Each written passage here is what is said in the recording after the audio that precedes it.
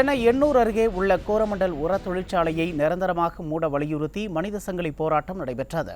எண்ணூர் அருகே பெரியகுப்பம் பகுதியில் இயங்கி வரும் கோரமண்டல் உர தொழிற்சாலையில் கடந்த ஆண்டு டிசம்பர் மாதம் அமோனியா வாயு கசிவு ஏற்பட்டு அப்பகுதி மக்கள் கடுமையாக பாதிக்கப்பட்டனர். இதையடுத்து கோரமண்டல் உர தொழிற்சாலையை நிரந்தரமாக மூடக்கோரி 33 கிராமங்களைச் சேர்ந்த மக்கள் தொடர்ந்து அறவழி போராட்டத்தில் ஈடுபட்டு வருகின்றனர். இந்த நிலையில் கோரமண்டல் உர தொழிற்சாலையை மூட விடிய திமுக அரசு நடவடிக்கை எடுக்காத நிலையில் 33 கிராமங்களைச் சேர்ந்த மக்கள் அந்த பகுதியில் மனித சங்கிலி போராட்டத்தில் ஈடுபட்டனர். இதற்கு ஆதரவாக வியாபாரிகளும் கடையடைப்பு போராட்டத்தில் ஈடுபட்டனர். ஆலையை நிரந்தரம் மூட வேண்டும் என்ற ஒத்த கோரிக்கையில் இந்த தமிழக அரசுக்கும் மத்திய அரசுக்கும் நாங்கள் கோரிக்கையாகவும் இதை வைத்துக் கொண்டிருக்கிறோம்.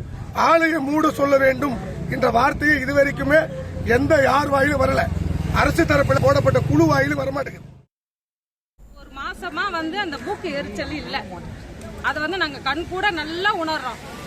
100% உணர்றோம். இந்த மூக்கு எரிச்சல், இந்த தொண்டை எரிச்சல் கண்டிப்பா இல்லைங்க.